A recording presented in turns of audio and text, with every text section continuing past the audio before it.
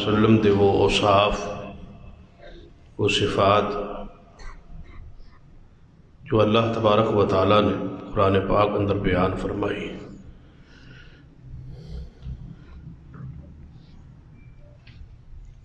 انہاں چوں کسی ایک صفت کا انکار جو ہے وہ کفر ہے۔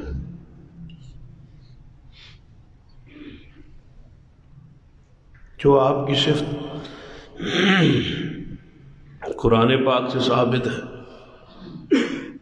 اس پر ایمان لانا واجب ہے، ضروری ہے۔ ان صفات جو ایک صفت جو ہے جس کا ذکر خیر، جس کی توضیح تفسیر گزشتہ 5 خطبات اندر بیان ہوئی، آج شاید کی روشنی اندر چند گزارشات آگے بڑھان کی کوشش کریں۔ سرور کائنات محمد رسول اللہ صلی اللہ علیہ وسلم سارے جہانوں کے لیے رحمت، یہ آپ کی صفت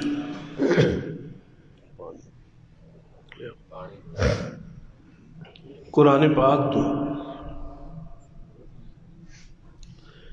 ثابت ہے، اور قرآن پاک اندر ہی اللہ تبارک و تعالیٰ نے اس صفت کی خبر دی ہے کہ ہم نے آپ کو سارے جہانوں کے لیے رحمت بنایا، وما ارسلناک الا رحمت للعالمین۔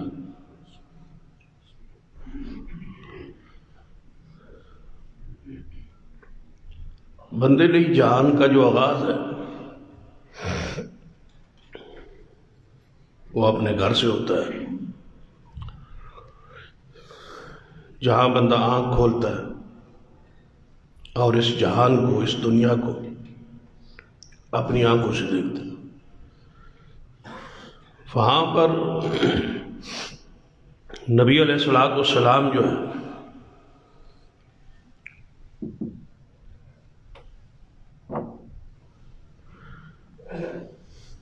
سارے جہانوں کے لیے جو رحمت ہے، تو آپ کی رحمت کا آغاز لازم امر ہے کہ اپنے گھر تو ہوئے، کہ آپ کے گھر کی گواہیاں کیسی ہیں، گھر والے کیا کہہ رہے ہیں۔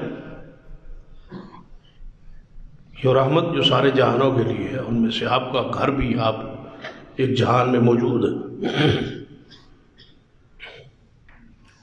تو نبی علیہ السلام کی صفات کو پڑھیے اور سمجھیے اور سنیے، اور اس ارادے اور نیت نہ کہ اس پر عمل کیجیے۔ اصل بات عمل کی، کہ وہ صفات کیا ہماری زندگی میں ان کا کوئی نمونہ موجود ہے۔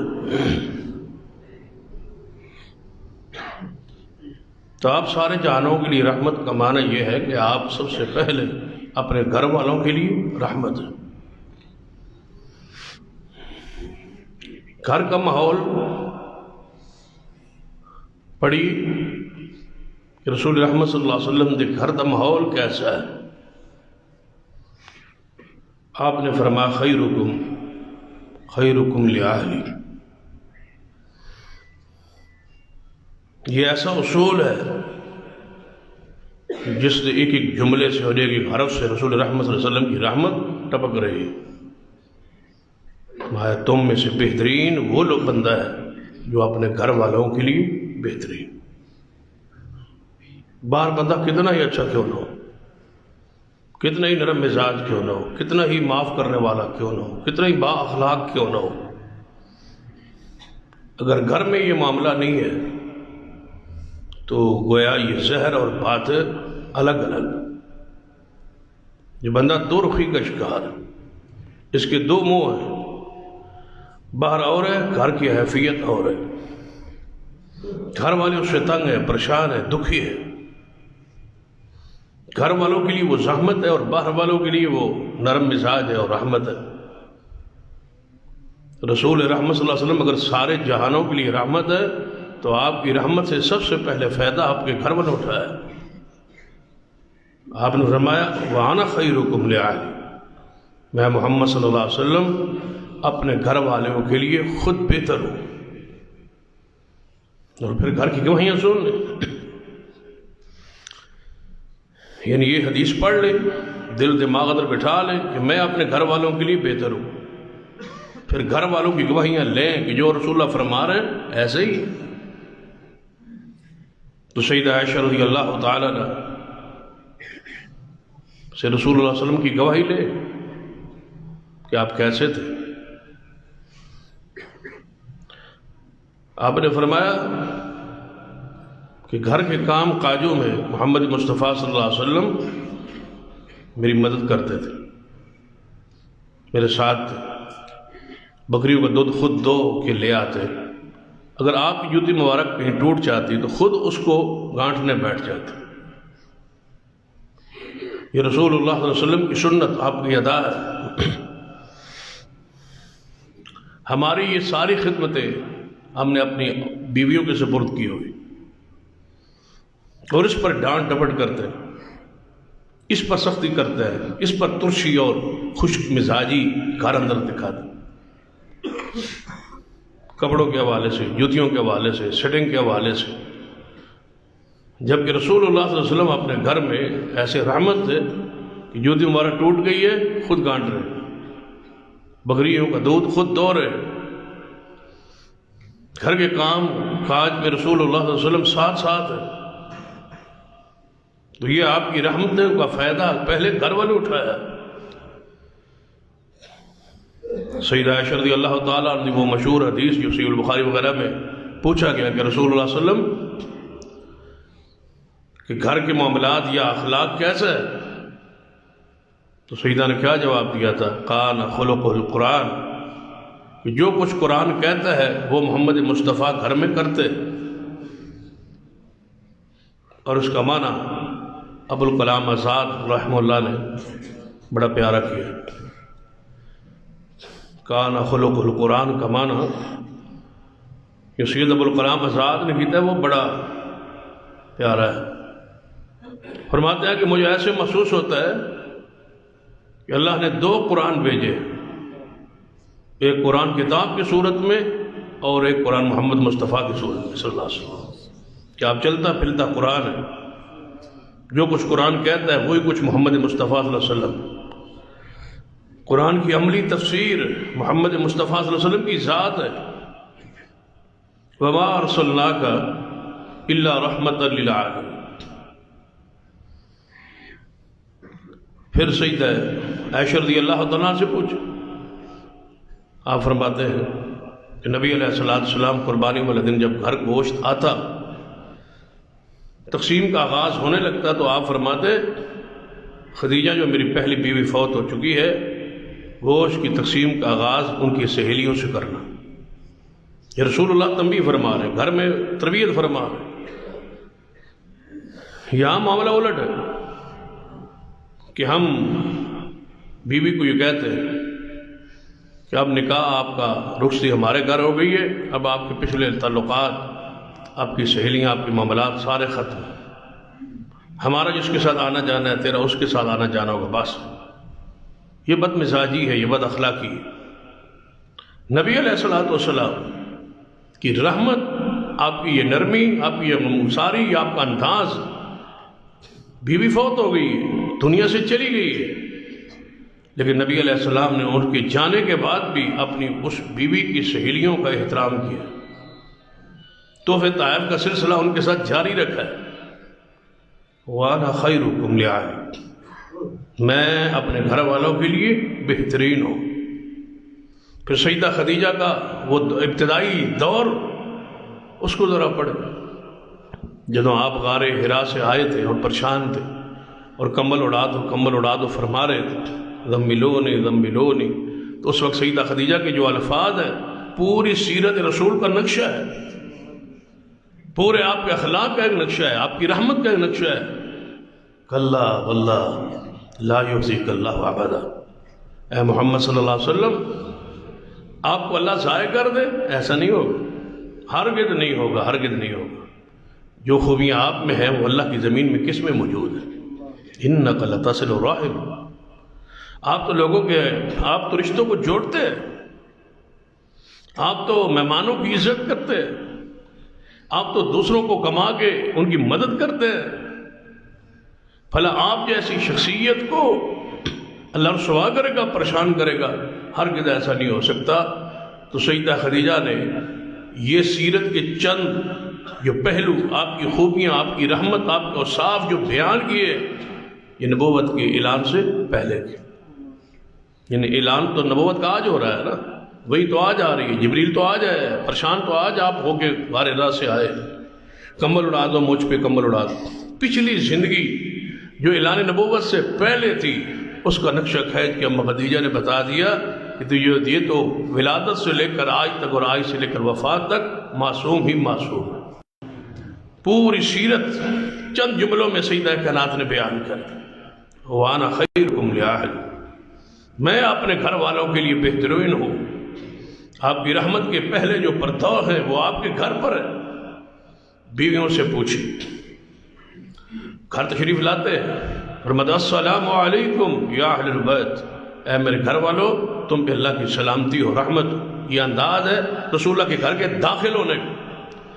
تو ذرا اپنے انداز پہ غور کیجیے، نماز پڑھ کے جب واپس جاتے ہو تو گھر داخل ہونے کا انداز کیا ہے؟ نہ بچے محفوظ، نہ بیوی، نہ گھر والے محفوظ، زبان پہ سختی اور ماتھے پر جو تیوری چڑھی ہوئی ہے، یہ رسول اللہ کی رحمت کے خلاف ہے، یہ آپ کی سیرت کے خلاف ہے۔ آپ تو گھر داخل ہوتے ہو، یہ بیویوں کو سلام کر رہے، یہ محبت بھرا یہ انداز، یہ رحمت بھرا انداز محمد مصطفیٰ صلی اللہ علیہ وسلم تو سیکھی۔ وما ارسلناک الا رحمۃ للعالمین، گھر داخل ہو رہے سلام کر رہے، اور ساری بیویاں بیٹھی اکٹھی ہو گئی۔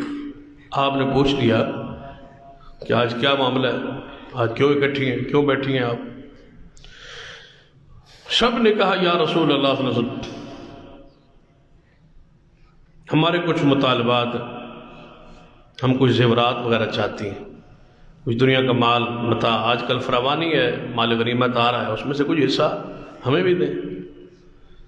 تو نبی علیہ الصلوۃ والسلام نے ڈانٹا نہیں، تلخی کی ہے نہیں، ازواج مطہرات کی ان کو کوئی ایسی سختی کی ہے نہیں، اخلاق اور نرم دلی اور شفقت اور مہربانی اور رحمت کا انداز لگائیے۔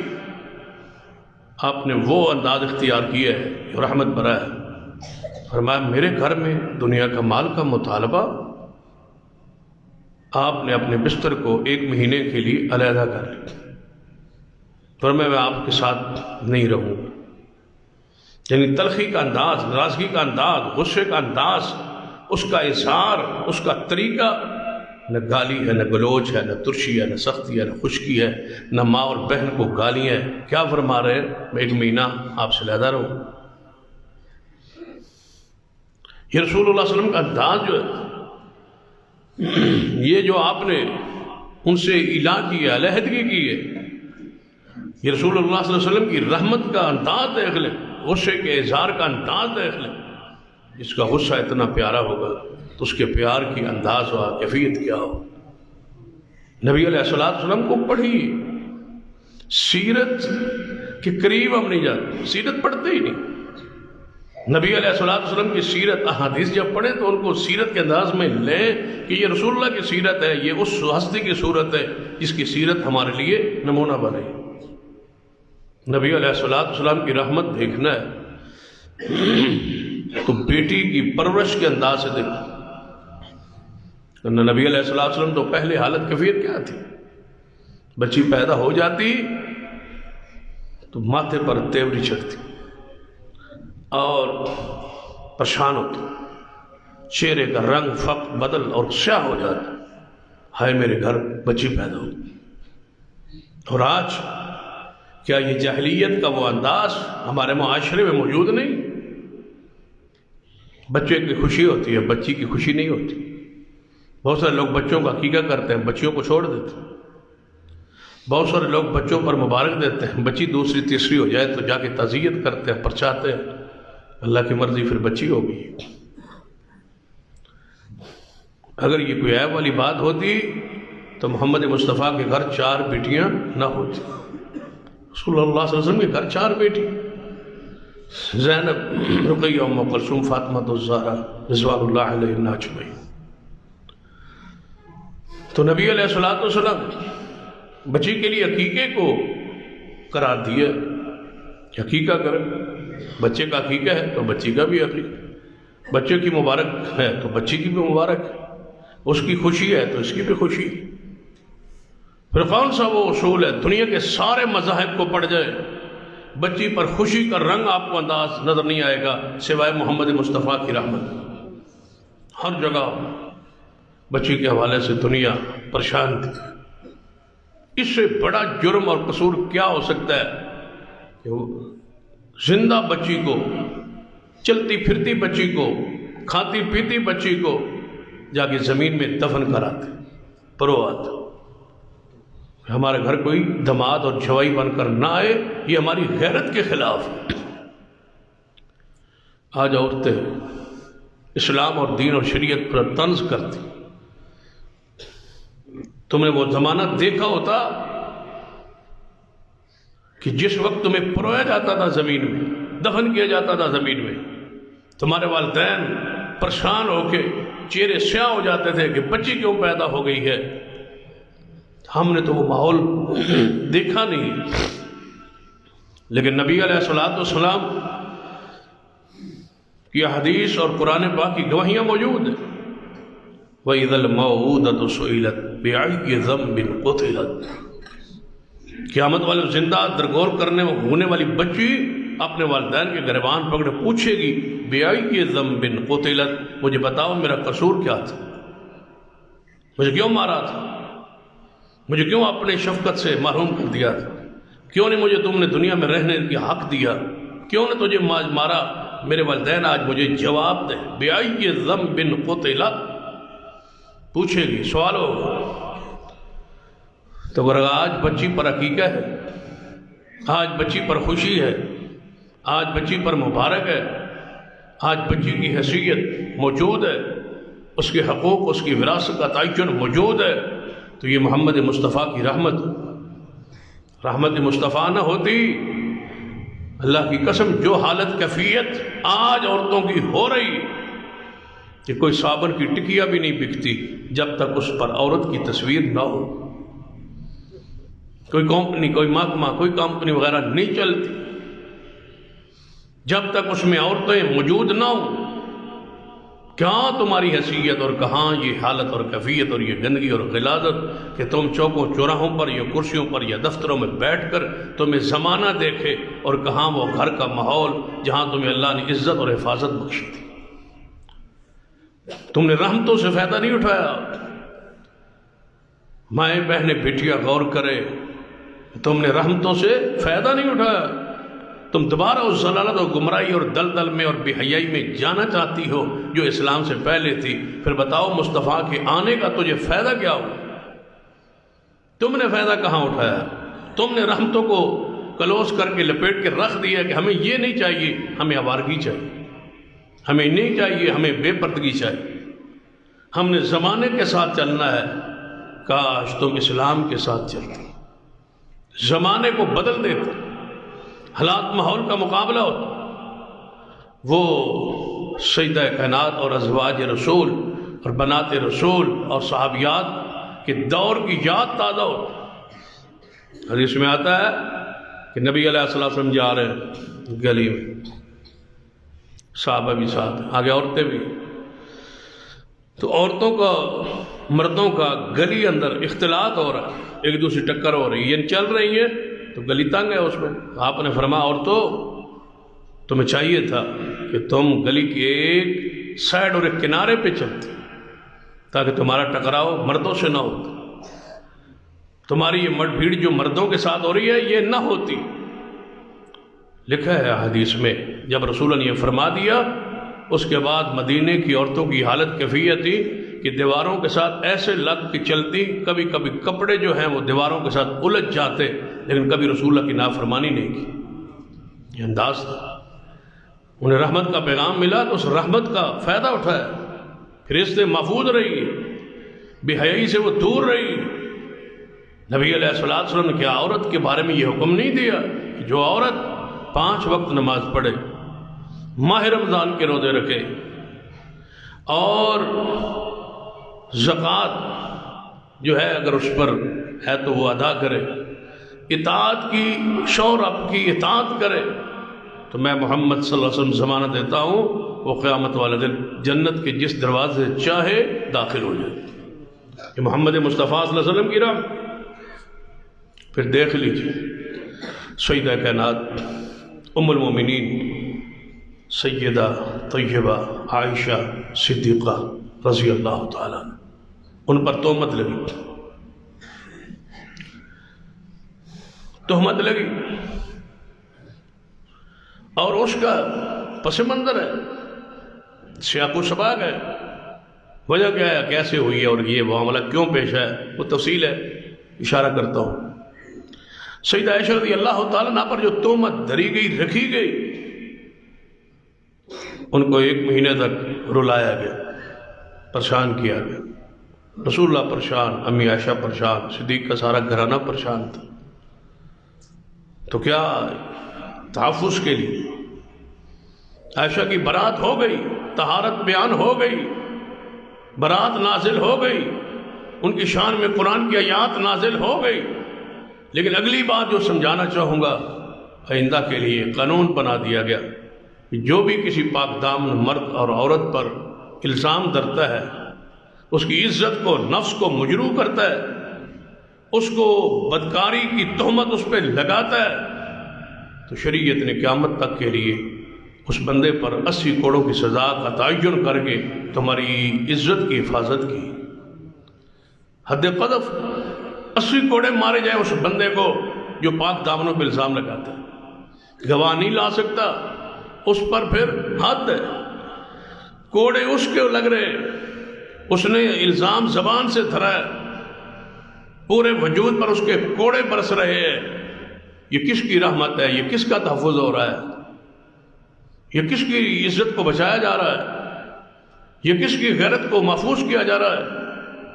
تمہاری حفاظت کے لیے اسلام دوسرے مجرم کو 80 کوڑے لگائے اور تم اسلام پر باز کرو۔ اسلام تمہیں رحمت کا پیغام دے رہا ہے کہ تمہاری عزت، تمہارا وجود پاک صاف تب رہ سکتا ہے جب اس پر قوانین شریعت کے حد موجود ہو۔ لیکن آج دیکھ لے، پڑھ کہ لوگوں نے حدود پر بہت آوازیں کسی کہ اسلام بہت جابر ہے، اسلام بڑا سخت ہے، بڑی اس کی سخت سزائیں، چور کے ہاتھ کاٹ رہا ہے، کہیں پاؤں کاٹے جا رہے ہیں، کہیں کوڑے لگ رہے ہیں، کہیں رجم کیا جا رہا ہے۔ یہ اچھا رحمت والا دین ہے، محبوب محمد مصطفیٰ رحمت للعالمین ہے، اور اس اسلام میں اور دین میں اور رحمت کا پیغام یہ ہے کہ کوڑے پر سے رجم کیا جائے، پتھر پر سے۔ اسلام کی سزاؤں پر اعتراضات لوگوں نے بے شمار کیے، اور 2 3 4 قسم کے لوگ ہیں، مختلف ذہن ہے جو اعتراض کرتے۔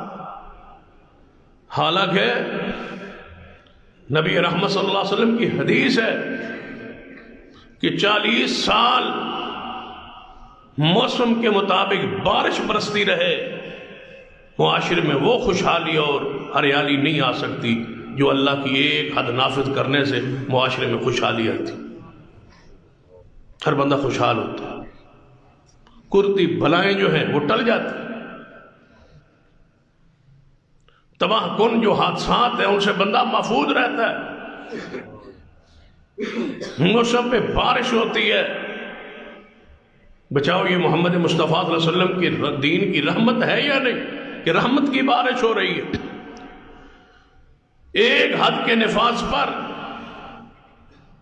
جس ملک میں حدود نافذ ہوں وہاں پھر ہریالی ہوتی، جہاں حدود نافذ ہوں وہاں امن ہوتا، جہاں حدود نافذ ہوں وہاں عزت محفوظ ہوتی، جہاں حدود نافذ ہوں وہاں بندے کھلے دروازوں سو جاتے ہیں، انہیں کوئی پرواہ نہیں ہوتی کہ میرا مال کہاں پڑا ہے، پتہ ہے کہ یہاں حدود کا نظام قائم و دائم ہے۔ یہ محمد مصطفیٰ صلی اللہ علیہ وسلم کی راہ۔ ذرا بتایا جائے کیا ایک شخص کو ایسی بیماری لگ گئی ہے جس بیماری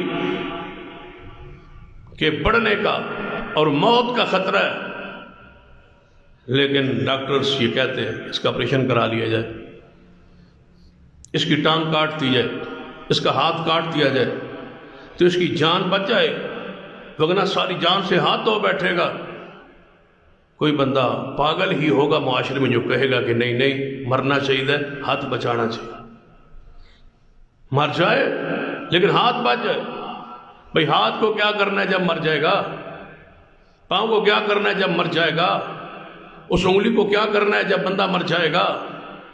ہر سیاڑا سمجھدار بندہ ہے کہ انگلی کاٹ دو، وہ پاؤں کاٹ دو، وہ جگہ کاٹ دو، بندہ تو بچ جائے، جان تو بچ جائے۔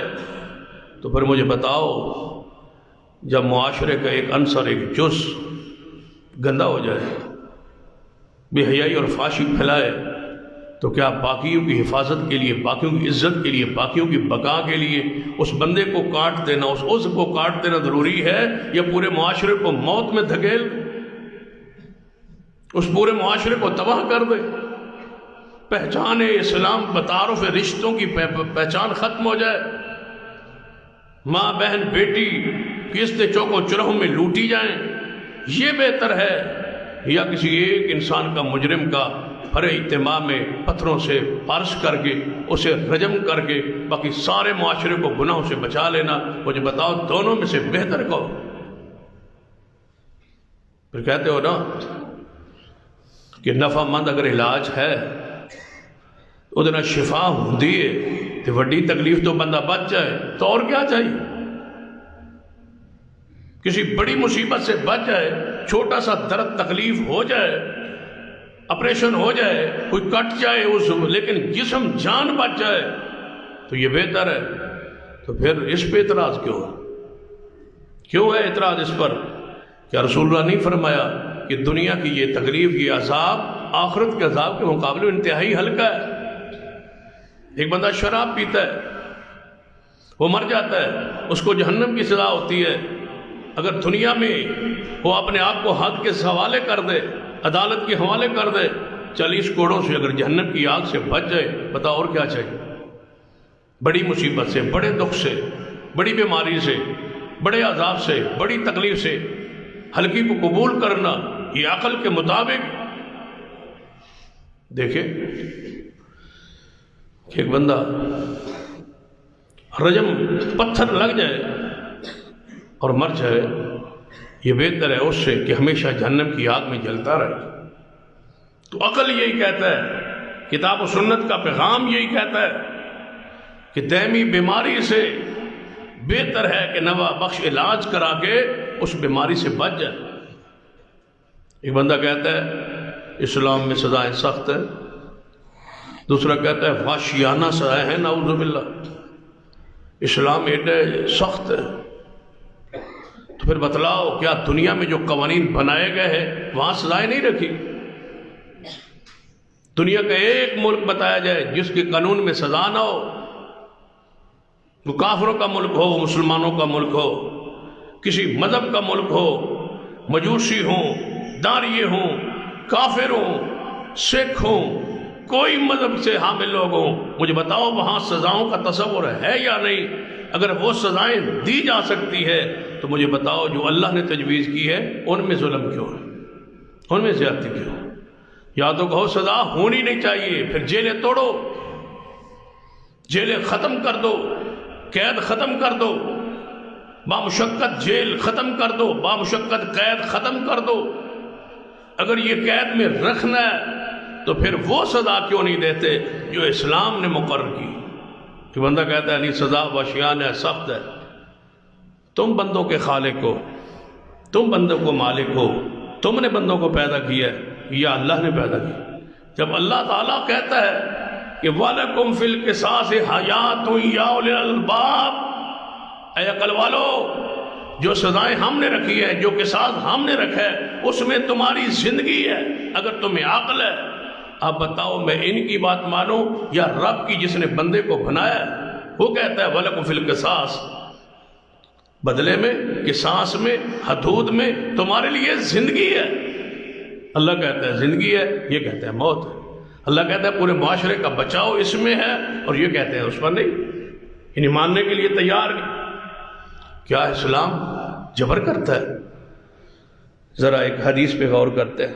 سرور کائنات محمد رسول اللہ صلی اللہ علیہ وسلم حضرت سعد بن عبادہ رضی اللہ تعالی عنہ فرماتے ہیں ایک شخص نے بدکاری کر تو نبی علیہ الصلوۃ والسلام کو اطلاع پہنچی کہ فلاں فلاں بندے نے یہ گناہ کر لیے. گرفتار ہوا، پکڑا گیا، حضور کے پاس لایا ہے. تو نبی علیہ الصلوۃ والسلام جو اس حالت کیفیت کو دیکھا نا، تو صحابہ کرام نے بتایا یا رسول اللہ یہ تو بالکل بیچارہ بیمار ہے، اپاہج ہے. ٹھیک ہے، اس پر شیطانیت کا غلبہ، شیطنت کا ہو گیا، وہ گناہ کر بیٹھا ہے، لیکن ہے بڑا کمزور. اس کی سزا جو ہے نا وہ کوڑے. اگر اس کو یہ 100 کوڑا لگتا ہے نا، یہ نہیں بچے گا، یہ نہیں بچے گا، 100 کوڑا نہیں کھا سکے. غیر شادی شدہ گناہ ہو گئے، تو اب اس کی سزا کیا ہے؟ 100 کوڑا ہے. تو 100 کوڑا یہ اس کا وجود برداشت نہیں کرتا، یہ مر جائے. اور اگر مر جائے تو یہ اس کے گناہ سے سزا سخت ہے. شادی شدہ کے لیے یہ سزا تھی نا، وہ تو کنوارا ہے، 100 کوڑا کھائے گا تو مر جائے گا. تو نبی علیہ السلام نے کیا فرمایا کہ اس کو 100 کوڑے مارو؟ نہیں. وَمَا أَرْسَلْنَاكَ إِلَّا رَحْمَةً لِلْعَالَمِينَ. رسول رحمت صلی اللہ علیہ وسلم فرمایا میرے صحابہ ایک خوشہ لاؤ، لکڑیوں کا نا، ایک کھجور کا خوشہ لاؤ تے گنو جہدے وچ 100 تنکا ہوئے، 100 تیلا ہوئے، ہکو ماری مارو، اللہ اس نے گناہ معاف کر دے. کہاں ہے جبر؟ کہاں ہے سختی؟ کئی ایک واقعات ہیں جہاں نبی علیہ الصلوۃ والسلام نے سزا کو نرمی کی طرف لائے. فرما حد بھی پوری ہو جائے، اس کی جان بھی بچ جائے. خوشہ لگ رہا ہے، گناہ بھی کیا، خوشہ بھی لگ گیا، اس کی درد بھی نہیں ہوئی، گناہ بھی معاف ہو گیا، اللہ راضی ہو. اس سے بڑی رحمت محمد مصطفیٰ صلی اللہ علیہ وسلم کی حدود میں کیا ہو. پھر آپ نے فرمایا، عورت آئی، وہ غامدیہ کا واقعہ حدیث موجود ہے کہ یا رسول اللہ صلی اللہ علیہ وسلم مجھ سے گناہ ہو گیا، میں شادی شدہ ہوں، بدکاری ہوگی. یہ تربیت ہے محمد مصطفیٰ صلی اللہ علیہ وسلم. گناہ ہو جائے تو پھر اس پہ اڑے نہیں رہتے، اندر کالے کرتوت سارے چھپائے نہیں رکھتے. ویکھی جائے گی، موت آئے گی تو پھر ویکھی جائے گی. یہ تڑپ رہے. اس لیے ہم کہتے ہیں کہ صحابہ کرام فطرتاً نیک ہو گئے تھے، طبیعت میں نیکی آ گئی تھی. نیکی ان کے لیے کرنا انتہائی آسان تھا، گناہ مشکل تھا. ہمارے لیے گناہ مشکل ہوتا ہے، نیکی ہمارے لیے گناہ آسان ہوتا ہے، نیکی مشکل. صحابہ کرام کی فطرت اسلام میں ڈھل گئی تھی. یا اس طرح سمجھ لے کہ یہ اللہ تعالیٰ کا طے شدہ معاملہ تھا، تقدیر ان پر غالب آ گئی. اگر وہ ان سے گناہ نہ ہوتے تو اسلام ان پر نافذ نہ ہوتا. جب اسلام نافذ نہ ہوتا تو زمانہ کہتا محمد مصطفیٰ تو آئے لیکن ان پر تو، ان کی امت پر تو یہ اسلام نافذ نہیں ہو سکا. کیوں؟ وہ تو معصوم تھے، گناہوں سے پاک تھے، اور ان کی ساری امت گناہوں سے پاک تھی. اس وقت صحابہ پاک تھے، لہذا ان سے تو گناہ ہوا نہیں. تو یہ کہ اسلام پر کیسے عمل ہوگا، کیسے نافذ ہوگا؟ اللہ نے جہاں بھی کوئی ایسا معاملہ پیش ہوا ہے، بعض صحابہ کرام سے ایسی خطائیں کروائی گئی. اللہ کا امر اس میں تھا، تقدیر کا یہ فیصلہ تھا تاکہ محمد مصطفیٰ کا دین ان کے ذریعے قیامت تک نافذ ہو جائے، وہ دین کے کام آئے. تو نبی علیہ السلام کے پاس ہے، یا رسول اللہ صلی اللہ علیہ وسلم مجھ سے یہ گناہ ہو. نبی علیہ السلام نے فرمایا، ساتھ کہنے لگے یا رسول اللہ وسلم اس گناہ کی وجہ سے میرے پیٹ میں بچہ ہے۔ تو کیا نبی علیہ السلام نے کیا فرمایا؟ جبر ہوتا، سختی ہوتی، یہاں رحمت نہ ہوتی۔ رسول اللہ فرماتے کوئی معاملہ بھی ہے لے آؤ اور پتھر مارو، نہیں، رسول اللہ نے فرمایا جا اپنے گھر رہ، بچے کی پیدائش تک میرے پاس نہ جا۔ جیل میں بند نہیں کیا، ہتھکڑیاں نہیں لگی باندر باندھ کر دو، نہیں، رو جا کے اپنے گھر میں رہ، جب بچہ پیدا ہو کیا تو اندازہ کرو کتنے مہینوں کی مہلت مل گئی ہے، زیادہ سے زیادہ 9-10 مہینوں کی مہلت مل رہی۔ یہ رحمت نہیں تو کیا ہے؟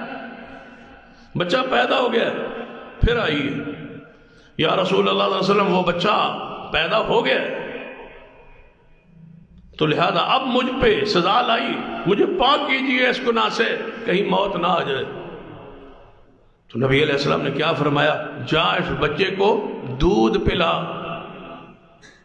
اس کو کون سنبھالے گا تیرے بعد، جا اس کو دودھ پلا۔ چھوڑ دیا رسول اللہ نے، پھر دودھ پلا رہی۔ اب دودھ کی عمر جو ہے، مدت جو ہے، اس پہ ذرا غور کر، کتنی سہولت ملی ہے، گرفت میں بھی نہیں ہے، اپنے گھر میں آزاد ماحول میں وہ اس کو پلا رہی ہے دودھ، ساتھ خوراک کھلا رہی ہے، خارجی خوراک، روٹی شوٹی دے رہی ہے اس کو، تاکہ جلدی جلدی میرے دودھ کا محتاج نہ رہے اور روٹی یہ کھانے لگ جائے تاکہ مجھ پہ پتھر لگ جائے۔ ہم تو بھاگتے ہیں قانون سے، وہ تو قانون کے حوالے کر رہے ہیں اپنے آپ۔ اس کے پیچھے وہ تزکیہ نفس ہے جس کے لیے محمد مصطفیٰ تشریف لائے، وہ یزکی، دل کو پاک کر دیا، صاف کر دیا۔ یہ جو اس کا روٹی کھلانا ہے نا، روزانہ بچے نو روٹی پڑھانی تے عادی بنانا تے انہوں کھلانا، یہ کیا ہے؟ یہ وہ جذبہ ہے کہ جلدی ہو مجھے پتھر لگے۔ روٹی کھواندی رہی، جب روٹی کھانے لگ گیا نا تو پھر ایک دن نال لے آئے بچے نو تے روٹی کو دے ہاتھ پھڑائی۔ یہ سارا طریقہ کیوں کر رہی ہے؟ روٹی ساتھ میں دینے کی ضرورت کیا ہے؟ کہہ سکتی تھی، نہیں، بچے کو روٹی پکڑائی ہے، ساتھ لے کے آئی، یا رسول اللہ اے ویکھ لو ہن روٹی کھان لگ پیا جے، ہن میرے تے پتھر مارو۔ نبی علیہ السلام فرمایا بھائی بچہ ہے سنبھال لو، کوئی ساتھی کفالت اپنے ذمہ لے لے اور اس کو جا کے پتھر مارو۔ ہم تو کسی غلطی خطا ہو جائے تو معاف کے لیے تیار ہی نہیں بھائی، اب سوال ہی پیدا نہیں ہوتا۔ آپ کا کوئی گناہ، کوئی غلطی، کوئی عیب، کوئی نقص کسی کے علم میں آ جائے تو سو گناہ آج کیا، توبہ بھی آج کر لی، گناہ آج کر لیا، توبہ بھی آج ہی کر لی، لیکن اللہ کے ہاں تو تمہاری توبہ ہو گئی، لیکن بندے نہیں معاف کرے، روزانہ اس کو پچھاڑے۔ کیا پتا وہ مر بھی جائے تو ایسا ایسا تھا، بھائی توبہ کر کے مرا ہوگا، جس عمل کی آر دلا رہے ہو یہ توبہ کر چکا ہے، گناہ کر تمہارے علم میں آ گیا، توبہ تمہارے علم میں نہیں ہے، تم اتنا تو کہہ دو کہ اللہ اس کو معاف کر دے، زبانیں روکو۔ جانتے ہو اصول التائب من الذنب کمن لا ذنب لہ، جو گناہ سے توبہ کر لے وہ ایسے ہے جیسے اس نے گناہ کیا ہی نہیں۔ بھائی گناہ تو تم نے دیکھ لیا، سن لیا، فلاں نے بتایا فلاں بندے عیب ہے ناک سے، توبہ کا بتایا آپ کہ اس نے توبہ کر لی۔ توبہ کا معاملہ اس بندے اور اللہ کے درمیان ہے، تو پھر تم کیوں نہیں معاف کرتے؟ تم کیوں نہیں چپ رہتے؟ یہ عورت پتھر کھا رہی، پتھر کھاتے کھاتے حضرت خالد رضی اللہ تعالیٰ عنہ یا حضرت عمر، دونوں میں سے ایک صحابی ہیں، راوی کو غالباً شک ہے کہ ان میں سے کون سا ہے، تو پتھر مارا تو اس کے خون کا فوارہ نکلا اور خالد کے رضی اللہ تعالیٰ عنہ کے کپڑوں پہ آ گرا۔ کس کے دوران؟ زنا کی حد کے دوران، پتھر مارنے کے دوران۔ تو سیدنا خالد نے کیا کہا؟ یہ کیسی عورت ہے؟ ابے کو عورت بدکارہ تھی اور اس کے جسم کا خون میرے آپ پہ آ پڑا ہے۔ سن لیا کس نے؟ وَمَا أَرْسَلْنَاكَ إِلَّا رَحْمَةً لِلْعَالَمِينَ، یہ جملہ رسول رحمت نے سنا، آپ نے فرمایا خالد برا نہ کہو، نہ کہو اس کو برا، نہ اس طرح کہو خالد۔ بھائی وہ عورت کو برا کہنے کی اجازت نہیں دی جس سے گناہ ہوگا، رجم ہو رہی ہے، پتھر لگ رہے ہیں، رسول اللہ نے فرمایا برا نہ کہو، تم کیا جانو اس کی توبہ کا معاملہ کیا ہو۔ اب ہمارے تو علم میں نہیں، رسول اللہ تو خبر دے رہے ہیں، وہی آ گئی، فرمایا نہ کہو برا، اس کا معاملہ اللہ کے ساتھ پتہ ہے ایسا ہوا ہے، اس کی توبہ اللہ نے ایسی قبول کی ہے، یہ کب سے توبہ کر رہی ہے، گناہ ہوا پھر آئی، پھر حمل کے ایام گزارے پھر آئی، پھر مدت رضا دودھ کی مدت گزاری پھر آئی، کیا جانتے ہو اس کی توبہ کا معاملہ کوئی معمولی ہے؟ فرمایا اگر مدینے کے 70 گناہگاروں پر اس کی توبہ تقسیم کر دی جائے تو 70 کے 70 گناہگار جنت کے حقدار بن جائے، اس کی توبہ اللہ نے اتنی قبول کی۔ تم کیا کہہ رہے ہو؟ بھائی رسول اللہ صلی اللہ علیہ وسلم کے سامنے ایک شخص لایا گیا، شراب پیا، اس نے شراب پی لی، حضور کے پاس آ گئے، لایا گیا، آپ نے ماں بہنوں تسی سزا دیو جڑی اس کی بندی ہے نچاری کوڑا، اس کو مار دی، دوبارہ پکڑا، پھر شراب، پھر سزا ہوئی، تیجی باری پھر پکڑا گیا، سزا ہوئی، تو اس کو لوگ حمار کہتے تھے، اس کا لقب تھا، مشہور تھا حمار کے نام سے۔ تو صحابہ اکرام میں سے کسی نے کہا اللہ تجھے غارت کرے، تجھ پہ لعنت کرے، بار بار شراب پیتا ہے اور بار بار یہاں آتا ہے کوڑے کھانے کے لیے۔ رسول اللہ نے فرمایا نہ لعنت کرو، میں محمد گواہی دیتا ہوں یہ اللہ سے بھی محبت کرتا ہے اور رسول اللہ سے بھی محبت کرتا ہے۔ رسول اللہ نے برا نہیں کہنے دیا، باوجود اس کے اس پر حد لگ گئی ہے۔ یہ کون ہے رحمت للعالمین جس نے تمہاری عزت نفس کا اتنا دفاع کیا ہے کہ جس سے گناہ ہو گیا پھر سزا لگ گئی ہے، پھر معافی مل گئی ہے، تمہیں اسے برا کہنے کی اجازت نہیں۔ مائس اسلمی رضی اللہ تعالی ان سے بھی گناہ ہو گیا تھا، ان پر بھی حد رجم ہوئی، انہوں گاڑیا گیا اور پتھر مارے۔ جب پتھر شدید لگے نا، بارش برسی، لوگ پتھر مار رہے، کوئی چیز مار رہا تھا، کوئی چیز، کوئی ہڈی اٹھا کے مارتا ہے، کوئی پتھر مارتا ہے، رجم ہو رہا، تو وہ یہاں سے گڑھے سے یہ نکلا، چیختا ہے بندہ، تو یہ بھاگ نکلا۔ وقتی درد ہوتا ہے، تکلیف ہوتی ہے، وہ یہ بھاگا، صحابہ نے پیچھے بھاگ کے اونٹ کی ہڈی مل گئی، بڑی ہڈی تھی، ماری اور وہ فوت ہو گئے۔ تو رسول اللہ کے پاس آیا، یا رسول اللہ اس طرح وہ دوڑ گیا سی میرا، ہم نے پیچھے سے دوڑے، اس کو بھاگا، ہم بھاگے، اس کو پکڑا، پیچھے سے ہڈی ماری، وہ مر گیا۔ رسول اللہ نے فرمایا جب بھاگ گیا تھا کاش تم نہ مارتے اور پکڑ کے محمد کے پاس لے آتے صلی اللہ علیہ وسلم۔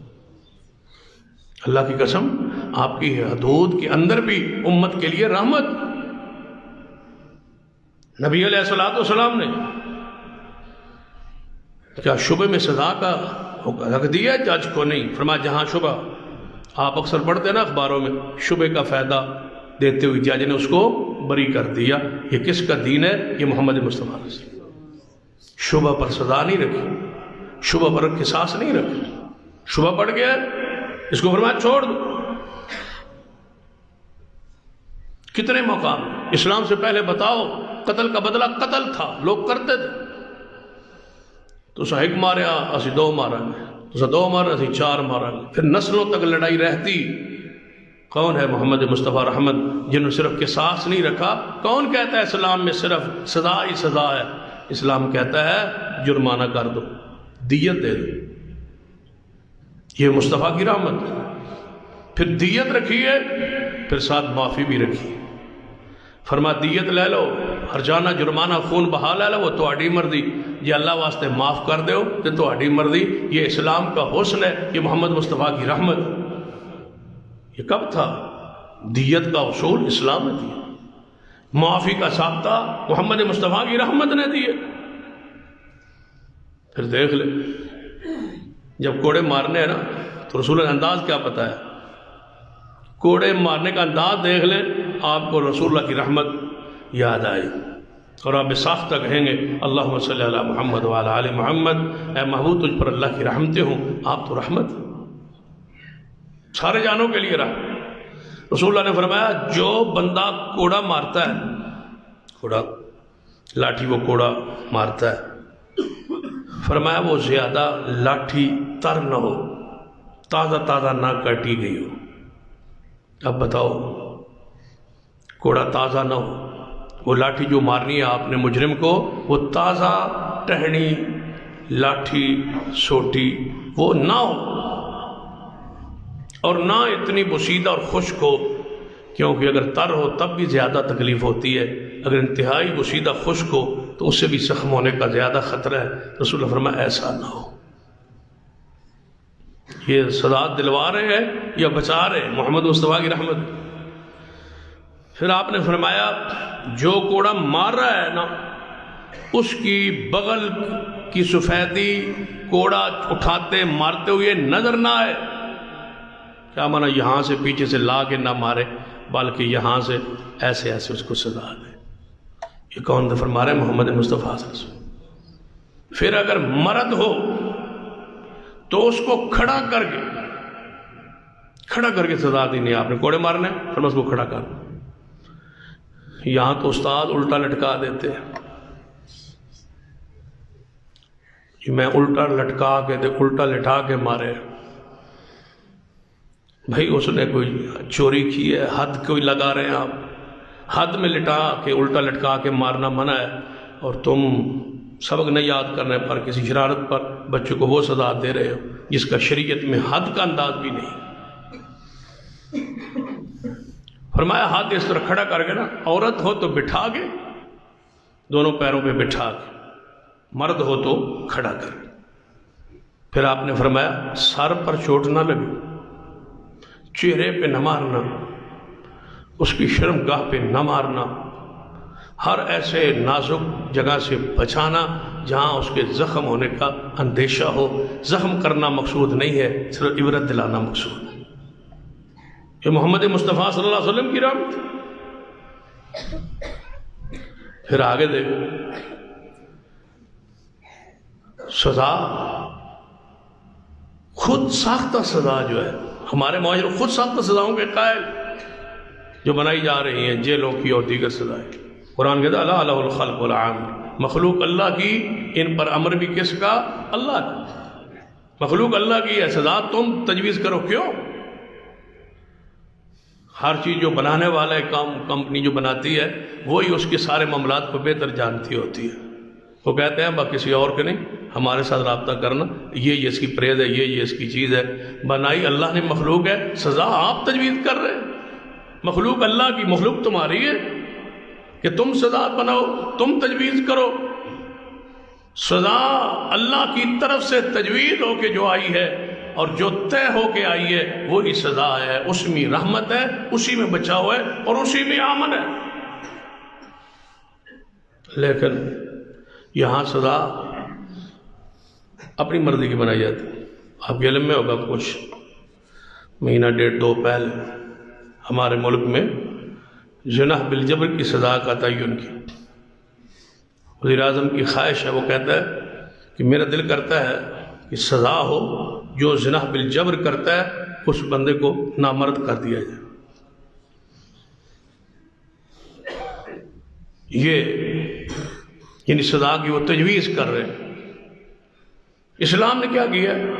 غیر شادی شدہ ہے، سو کوڑا ہے، سلال کے لیے جلا وطنی ہے، شادی شدہ ہے تو اس کو رجم کر دیا۔ یہ کہتے ہیں کہ نہیں رجم نہیں، وہ نہیں ماننی جو اسلام کی، جو دین کی ہے، جو شریعت کی ہے۔ بھائی اسے جان چھوٹے وہ مر جائے، رجم کر دو، سزا رکھ دی ہے، اسلام نے مقرر کر دی، نہیں جیتا رہے لیکن نامرد ہونا چاہیے، اس کو نامرد بنا دیا۔ یا کیجیے یہ سزا رجم سے بھی سخت ہے، اور یہ اللہ کی سزا سے سخت کسی کو حق حاصل نہیں ہے کہ رب کی سزا عائد کردہ، تجویز کردہ، نازل کردہ کے اندر رد و بدل کرے۔ کیا اس کو ہمیشہ کے لیے اس کی نسل کشی نہیں؟ کیا ایک شادی شدہ ہے، غیر شادی شدہ بندہ ہے، 100 کوڑا اسلام دیتا ہے، لیکن وہ زنا بالجبر میں آپ کو پکڑا گیا تو آپ کو سزا دینا وہ جو شریعت نے مقرر کی۔ اب کہتے ہیں کہ نہیں اس کو نامرد بنا دیا جائے، تو بتائیں کہ یہ نسل کشی نہیں ہے؟ ہمیشہ کے لیے وہ بندہ مفلوج ہو گیا، مردانگی اس کی ختم ہو گئی ہے۔ وہ عورت کے قابل نہیں رہا، اس کی نسل کو آپ نے ختم کر دیا، تو بتاؤ اس بندے کو زندہ رہنے کا کیا لطف رہ گیا ہے، یا زندگی کا کیا فائدہ ہے جس میں اس کی نسل آگے نہیں بڑھ سکتی؟ یہ ظلم ہے یا اسلام کی بیان کردہ سزا میں ظلم؟ اور پھر دیکھ لیں اسلام کا یہ معنی نہیں، لوگ کہتے ہیں پھر وہ دیکھو نا جی چوری کرے تو ہاتھ کٹتے ہیں، عقلی بات ہے نا، چوری کی کس کے ساتھ؟ ہاتھ کے ساتھ، تو لہذا ہاتھ کٹ جائے، اس کا مطلب ہے دیکھو نا جی ہاتھ کٹ گیا، یہ مطلب ہے بدکاری جس کے ساتھ کی اس کو کاٹ دیا جائے، اس کو نامرد بنا دیا جائے، تو یہ عین اسلام کے مطابق ہے۔ نعوذ باللہ، اسلام کے عین مطابق کہا ہے؟ چوری کی ہے نا ہاتھ سے، چوری بندہ پیر نہ کرنا جائز ہے، کسی طرح سونا پہ تو بندہ پیر رکھ لے، ہاتھ تک کٹن تو بچاؤ، پیر نہ کر لو، وہ پاؤں سے بھی کر لے، کسی کو کہہ دے تب بھی سزا تو ہاتھ ہی ہے نا، پھر چوری تو ہاتھ سے نہیں ہوئی۔ یہ کہاں کا اصول ہے، کہاں کا فلسفہ ہے؟ بھئی ہاتھ کا بدل موجود ہے، ایک بندے کا ایک ہاتھ کٹ جائے گا، اس کا بدل دوسرا ہاتھ موجود ہے، ضروریات زندگی وہ اپنے دوسرے ہاتھ سے پوری کر سکتا ہے۔ پاؤں کٹ گیا، اس کا دوسرا پاؤں موجود ہے۔ مجھے بتاؤ جب بندہ ایک مردانگی اس کی ختم ہو گئی، مجھے بتاؤ اس کا متبادل آپ کے پاس کیا ہے؟ اسلام پر اعتراض کرتے ہو اور اپنی سزا کا تجویز کردہ اس کو کہتے ہو یہ ہمارے عقل کے مطابق ٹھیک ہے، اسلام کو کیوں نہیں قبول کرتے؟ رسول رحمت صلی اللہ علیہ وسلم کی رحمتوں کو کیوں نہیں قبول کرتے؟ ہاتھ کٹے گا تو عبرت ہوگی، زمانہ دیکھے گا بھائی اس کا ہاتھ کٹو، کیا ہوا بھائی اس نے چوری کی، مقصد تو عبرت دلانا ہے، مقصد تو اس کی رسوائی نہیں ہے زیادہ، یہ ہے کہ اس کو عبرت دلانا ہے اور معاشرے میں دوسروں پر عبرت سبق بن جائے کہ یہ اس کا ہاتھ کٹا ہے چوری کی وجہ سے، ہم کریں گے تو ایسا ہو، یعنی اس کی زہری سزا اس کو دی ہے جس سے دوسروں کو عبرت پڑے۔ تو جو اس کو 100 کوڑا مارا جائے یہ زہری سزا ہے، رجم کیا جائے یہ زہری سزا ہے، اگر اس کو وہ سزا دی جائے جو کہی جا رہی ہے نمرد، بتاؤ یہ زہری سزا ہے؟ نہیں، یہ تو پشیدہ سزا ہے، اس سے عبرت تو نہیں ہوگی۔ معاشرے میں اس کی طرف سے کوئی جہاں بھی یہ جائے آئے کوئی پتہ نہیں ہوگا کہ اس کا کون سا جرم ہے، کون سا اس نے جرم کیا ہو۔ اسلام پھر دیکھ لیجیے کہ اسلام کے اندر بدکاری کی لذت اس پورے وجود نے محسوس کی ہے، صرف ایک عضو کا معاملہ نہیں، پورے وجود کا معاملہ ہے، تو حق ہے کہ اس کی سزا بھی پورے وجود کو ملنی چاہیے، عقل کے بھی مطابق ہے، نقل کے مطابق ہے، شریعت کے مطابق ہے، جو محمد مصطفیٰ نے طے کی ہے وہی سزا ہے اور وہی دین ہے اور وہی رحمت ہے۔ محمد مصطفیٰ صلی اللہ علیہ وسلم نبی علیہ السلام رحمت للعالمین بن کے آئے تھے، آپ پر یہ کیے جانے والے اعتراضات باطل ہے، ان کی کوئی حیثیت نہیں، اور اسلام میں کتنی رحمت ہے۔ سیدنا ابو مسعود انصاری رضی اللہ تعالی عنہ اپنے غلام کو مار رہے، غلام کو ماری جا رہے، وہ کسی غلطی پر مار رہے، نبی علیہ السلام پاس سے گزرے، آپ نے فرمایا اے ابو مسعود جس غلام کو تم مار رہے ہو نا تم پر بھی ایک قادر ہے، یہ تم پر بھی قادر ہے، تم پر بھی مالک ہے، تم پر اختیار رکھتا ہے اور سزا دینے پر وہ قادر ہے۔ تو وہ مسعود کہتا ہے یہ کون ہے، کیا کہہ رہے ہیں؟ ما فإذا هو رسول اللہ، یہ اللہ کے رسول ہے۔ چھوڑ دیا غلام کو، رسول اللہ نے بخلاف وجہ کسی چھوٹی غلطی پر غلام کو مارتے ہوئے دیکھا، رسول اللہ فرمایا تجھ پر اس سے زیادہ قادر ہے رب کہ تجھے سزا دے، اور تو اس کو سزا دے رہا ہے۔ تو وہ مسعود آئے، یا رسول اللہ کیا حکم ہے، اب دے تو بیٹھا ہوں سزا۔ فرمایا میں اس کے ازالے کے لیے اس غلام کو آزاد کرتا ہوں۔ بتاؤ جب اس غلام کو آزادی ملی ہوگی، مار کھاتے کھاتے آزادی مل گئی ہوگی، تو دل میں آیا تو ہوگا وَمَا أَرْسَلْنَاكَ إِلَّا رَحْمَةً لِلْعَالَمِينَ، آپ سارے جہانوں کے لیے اللہ نے آپ کو رحمت بنا کے بھیجا ہے۔ صحابی پوچھتا ہے یا رسول اللہ صلی اللہ علیہ وسلم اگر غلام دن اندر کئی بار غلطی کرے، بندہ ایک باری چھاڑ دینا، دو باری چھاڑ دینا، ترے باری چھاڑ دینا، جی تسی تری باری تو تسی بھی شروع ہو جاندے ہو نا، اے ہن ویکھو اگے غلطی کیتی پھر دوجی پھر تیجی، ہن بس ترے باری ہوندا ہے، تانوں کنے دسیا ترے باری ہوندا ہے؟ میرے بندے نے آپ اصول بنائے شریعت یہ ترے باری ہی ہوتا ہے نا جی، تین باری تھوڑا ہے جی، ایک باری معاف کیتا ہے، دو باری کیتا ہے، ترے باری کیتا ہے، ہن تین باری تو بس ختم کہاں لکھا ہے؟ حضور سے پوچھا گیا یا رسول اللہ صلی اللہ علیہ وسلم اگر گناہ اگر غلام غلطی کرے کنی باری کرے تو معاف کریے؟ حضور نے فرمایا ایک دن 70 باری کرے پھر بھی معاف کرو۔ ایک دن میں 70 مرتبہ غلطی کرے غلام، بیوی، بچہ، کوئی بھی ہو، اس کو معاف کیجیے۔ معافی رحمت ہے مصطفیٰ کی۔ سیدہ کائنات اماں جی عائشہ رضی اللہ تعالیٰ فرماتے ہیں حضور جب دنیا سے جانے لگے نا تو آپ کا سر مبارک میری گود سی، میں سینہ لایا، حضور دے ہونٹ مبارک ہل رہا سا تو میں نیما ہو کے سنیا کی فرماتا ہے کہ آخری جملہ ہی آیا سی وَمَا مَلَكَتْ أَيْمَانُكُمْ وَمَا مَلَكَتْ أَيْمَانُكُمْ، غلاموں کا خیال رکھنا، متحتوں کا خیال رکھنا۔ حضور کی زندگی کا آخری جملہ یہی تھا، متحتوں کا بھائی جب موت آ رہی ہو تو کیا کون یاد تھے؟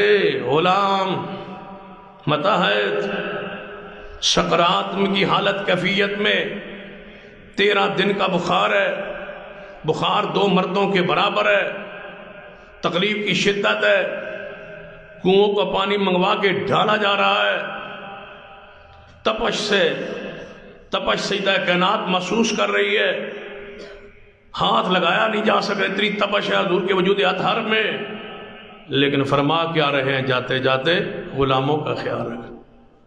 ان تکلیفیں جب بندے نو اپنے معاملات، یہ تو رسول اللہ ہے، امت کا خیال، مہربانی، شفقت، غلاموں کے متحتوں کا خیال رکھنا۔ آپ دیکھ لیں سیدنا واشی رضی اللہ تعالی، یہ صحابی رسول، یہ وہ ہے جس نے سیدنا امیر حمزہ کو قتل کیا تھا، شہید کیا تھا میدان احد۔ جب رسول اللہ صلی اللہ علیہ وسلم مکہ فتح کر کے آئے نا تو یہ دوڑ گیا تھا طائف کی طرف، میں نے حضور نے معاف نہیں کرنا، میں تو چاچے نو قتل کیتا ہے۔ پھر طائف جا کے پتہ چلا وہاں سے سردار کچھ حضور کے پاس آ رہے تھے، لوگوں نے ترجمان بنا کے بھیجا کہ جاؤ حضور سے مذاکرات کرو۔ تو واشی کہنے لگے میں بھی نال ہی چل پاؤں، سنیا سی بکاسدوں کو محمد مصطفیٰ کچھ نہیں کہتے، میں بھی ساتھ آ گیا۔ جو ہی میں نبی علیہ السلام کے سامنے آیا نا تو رسول اللہ صلی اللہ علیہ وسلم آیا، تو واشی ہے؟ جی ہاں یا رسول اللہ۔ تو نے مارا تھا میرے چاچا کو؟ جی یا رسول اللہ۔ فرمایا ذرا میری نظروں سے اوجھل نہیں ہو جاتے، پیچھے نہیں ہٹ جاتے، ذرا میرے سامنے تو آ رہا ہے اور مجھے چاچا یاد آ رہا ہے، لیکن محبوب تیری عظمت پہ قربان نے پھر بھی اس کے اسلام کو بھی قبول کیا اور اس کو معاف بھی فرما دیا۔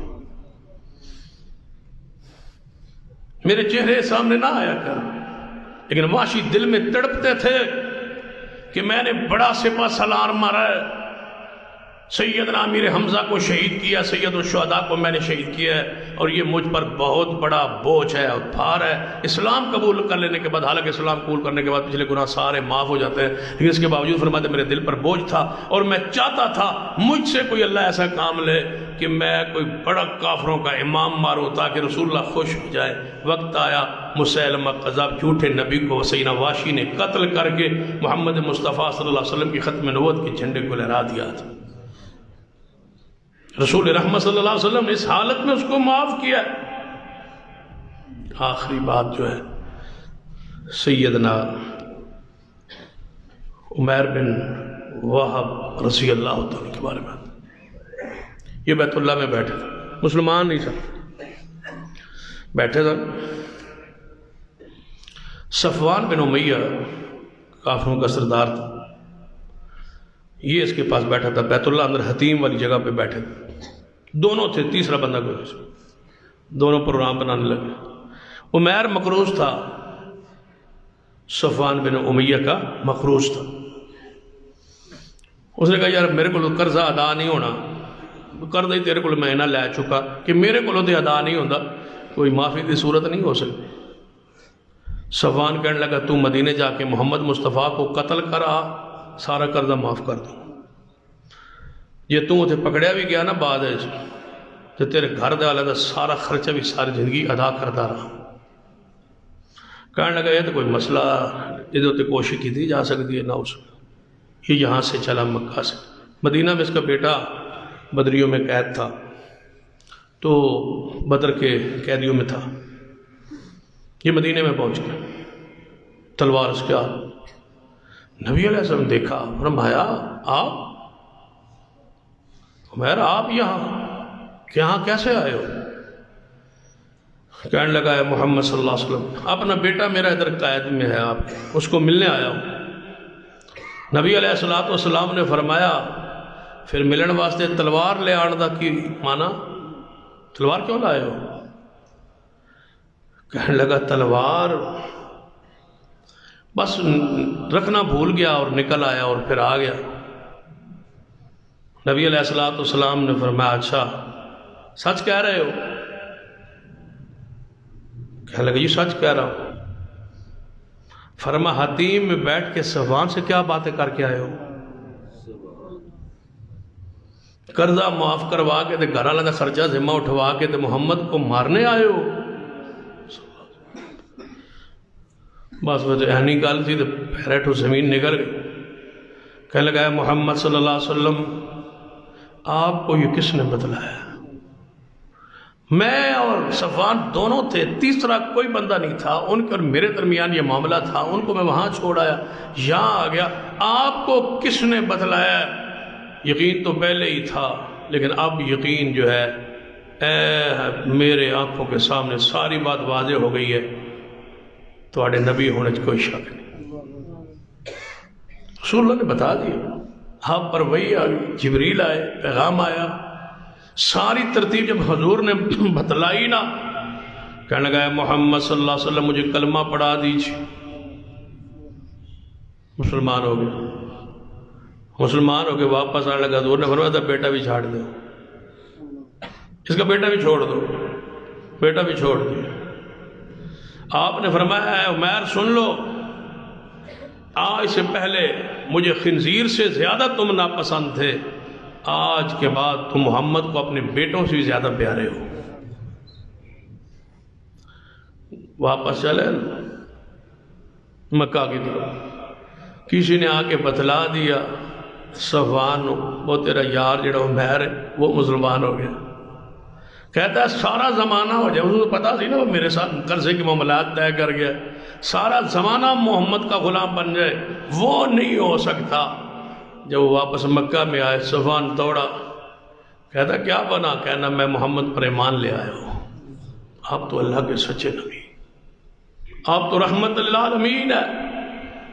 تبھی قرآن پاک نے فرمایا فَبِمَا رَحْمَةٍ مِّنَ اللَّهِ، اے محبوب صلی اللہ علیہ وسلم فَبِمَا رَحْمَةٍ مِّنَ اللَّهِ لِنْتَ لَهُمْ، یہ آس پاس آپ کے لوگ جو آئے بیٹھے، فَبِمَا رَحْمَةٍ مِّنَ اللَّهِ لِنْتَ لَهُمْ، یہ آپ کے آس پاس جو جم گھٹا لگا ہوا ہے صحابہ کرام کا، اگر آپ رحمت للعالمین نہ ہوتے، اگر آپ نرم دل نہ ہوتے اور غم گسار نہ ہوتے، محبوب آپ کے پاس آگے کوئی نہ بیٹھتا۔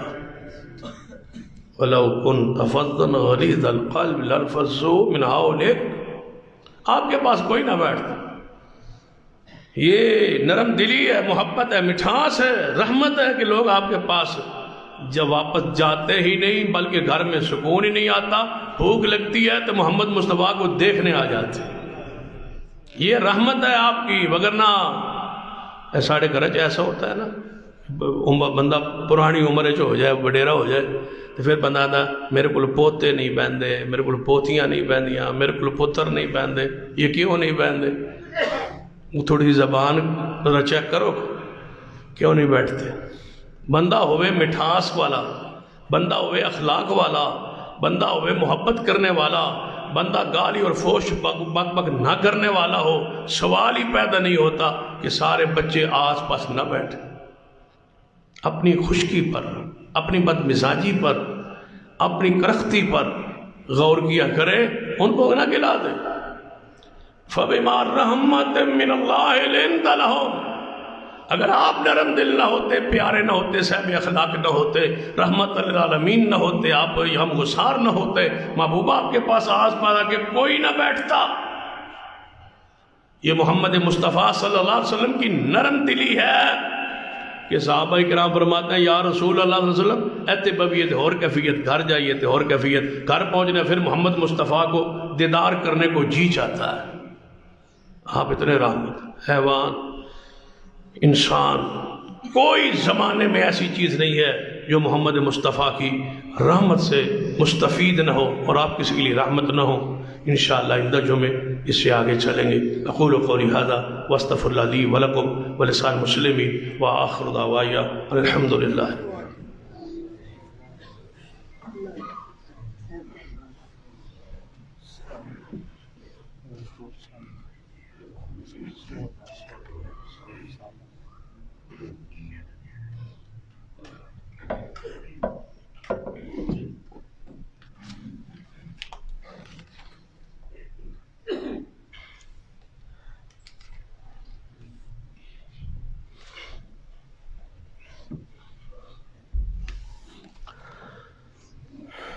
حضرات، یہ ہماری جماعت کا مرکزی مدیر حدیث پاکستان کا ترجمان رسالہ اہل حدیث، جس میں جماعتی خبریں اور انتہائی اہم ترین اسامین ہوتے ہیں، یہ بار ساتھی لے کے کھڑا ہوگا۔ اب آپ سے گزارش ہے کہ اسے اپنے جماعتی رسالے کو لے کے جائے اور پڑھے اور اپنی معلومات میں اور علم میں اور دین میں، ایمان میں اضافہ کرے۔ اللہ تعالیٰ مجھے اور آپ کو توفیق عطا فرمائے۔ دوسری گزارش کہ آپ کے علم میں ہے کہ جماعت کے انتہائی بزرگ شخصیت شیخ محمد آصف، جو کئی دنوں سے بلکہ کئی مہینوں سے، سال بھر سے زیادہ عرصہ بیت چکا، وہ قومے میں تھے، بیماری میں تھے، جو گزشتہ دنوں اللہ کو پیارے ہو گئے۔ اللہ تعالیٰ ان کی جنت میں درجات بلند فرمائے، ان کی مغفرت فرمائے، ان کے اگلے راستوں کو آسان کر دے اور ان کی قبر کو اللہ تعالیٰ جنت کا باغ بنا دے۔ ان کی اولاد کو، بیٹوں بیٹیوں کو، بھائیوں کو اور ان کی بوڑھی ماں کو اللہ تعالیٰ صبر کی توفیق عطا فرمائے اور اس مصیبت کا بہترین اجر نصیب فرمائے، دنیا میں بھی اور آخرت میں بھی۔ ان الحمد للہ نحمده ونستعینه ونستغفره ونعوذ باللہ من شرور انفسنا ومن سیئات اعمالنا، من یهد اللہ فلا مضل له ومن یضلل فلا هادی له، اشهد ان لا الہ الا اللہ وحدہ لا شریک له واشهد ان محمدا عبدہ ورسولہ، اما بعد فإن خير الحديث كتاب الله وخير الهدي هدي محمد صلى الله عليه وسلم وشر الأمور محدثاتها وكل محدثة بدعة وكل بدعة ضلالة، أما بعد فأعوذ بالله من الشيطان الرجيم، بسم الله الرحمن الرحيم، والعصر إن الإنسان لفي خسر إلا الذين آمنوا وعملوا الصالحات وتواصوا بالحق وتواصوا بالصبر، ربنا اغفر لنا ولإخواننا الذين سبقونا بالإيمان ولا تجعل في قلوبنا غلا للذين آمنوا ربنا إنك رؤوف رحيم، اللهم اشف مرضانا ومرضى المسلمين، اللهم رب هذا الباس رب الناس واشف أنت شافي لا شفاء إلا شفاءك وشفاء لا يغادر سقما، اللهم اسق عبادك وبهائمك وانشر رحمتك واحيي بلدك الميت۔ یا اللہ رحمت کی بارش عطا فرما۔ بھائی اصغر صاحب کی خواہش تھی دعا کی، وہ بار بار دیکھ رہے تھے، دعا کرتے اللہ تعالیٰ رحمت کی بارش پا دے، اللہ رحمت کی بارش کا نزول فرما، اس ملک کی خشک سالی کو ختم کر کے رحمت کی بارش کا نزول فرما دے، اس مردہ زمین کو یا اللہ آباد فرما دے۔ اللہم اسق عبادک وبہائمک وانشر رحمتک واحیی بلدک المیت، سبحان ربک رب العزۃ عما یصفون وسلام علی المرسلین والحمد للہ رب العالمین۔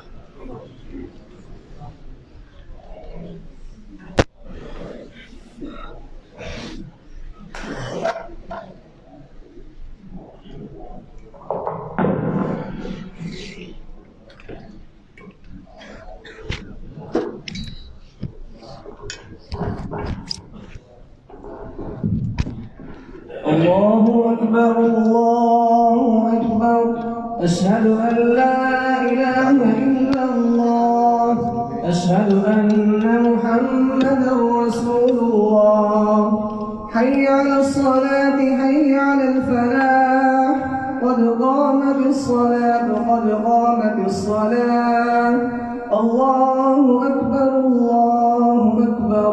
لا إله إلا الله. مل گیا پاؤں ملائے سب درست کر اللہ اکبر.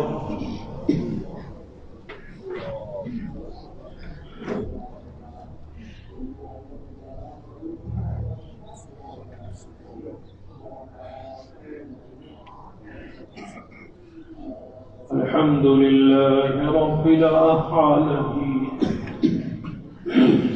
الرحمن الرحيم مالك يوم الدين إياك نعبد وإياك نستعين اهدنا الصراط المستقيم صراط الذين أنعمت عليهم غير المغضوب عليهم ولا الضالين.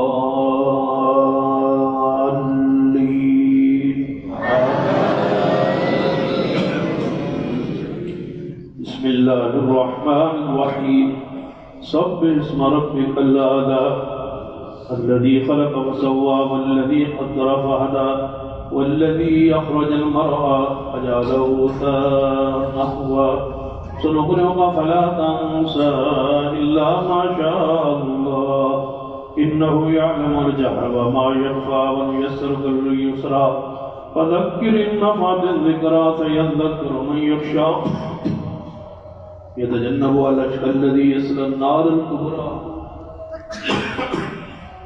ثم لا يموت فيها ولا يحيا قد أفلح من تزكى وذكر اسم ربه فصلى بل تؤثرون الحياة الدنيا والآخرة خير وأبقى إن هذا لفي الصحف الأولى صحف إبراهيم وموسى.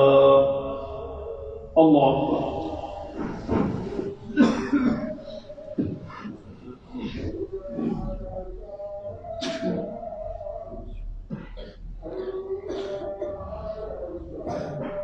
سمع الله لمن حمده ربنا الله أكبر.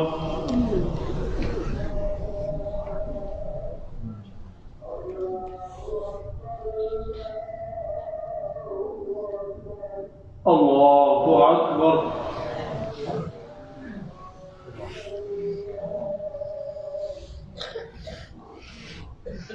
الله أكبر.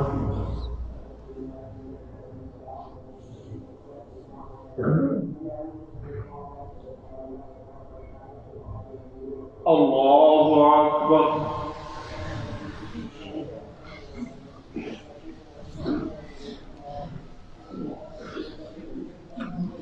الحمد لله رب العالمين الرحمن الرحيم مالك يوم الدين إياك نعبد وإياك نستعين اهدنا الصراط المستقيم صراط الذين أنعمت عليهم غير المغضوب عليهم ولا الضالين.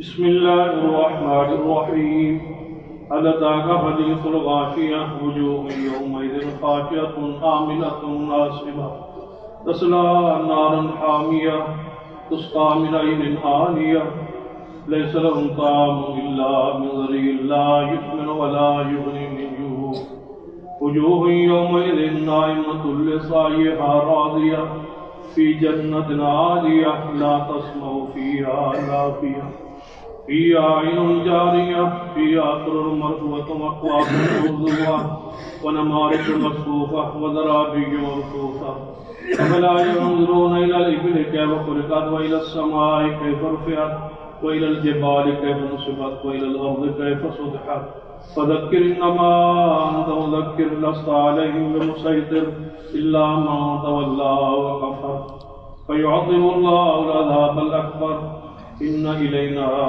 إيابهم ثم إن علينا حسابهم الله أكبر.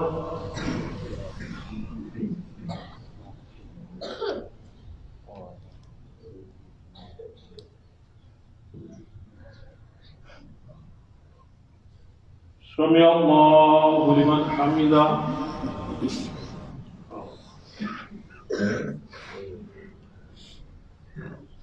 الله أكبر.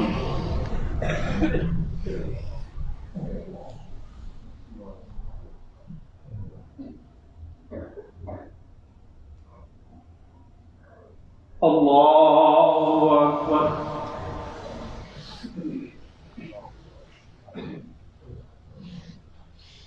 الله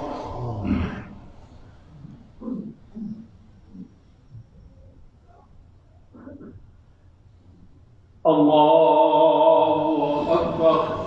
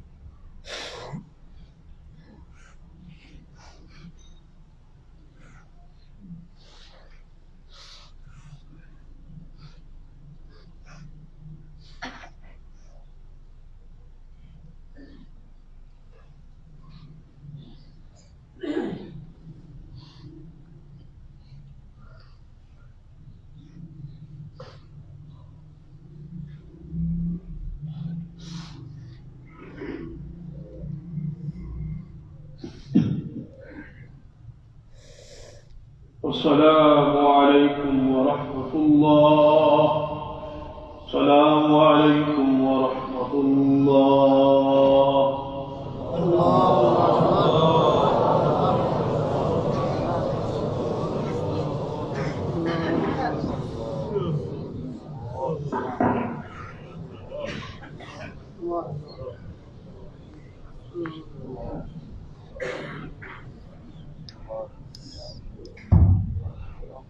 لا إله إلا الله.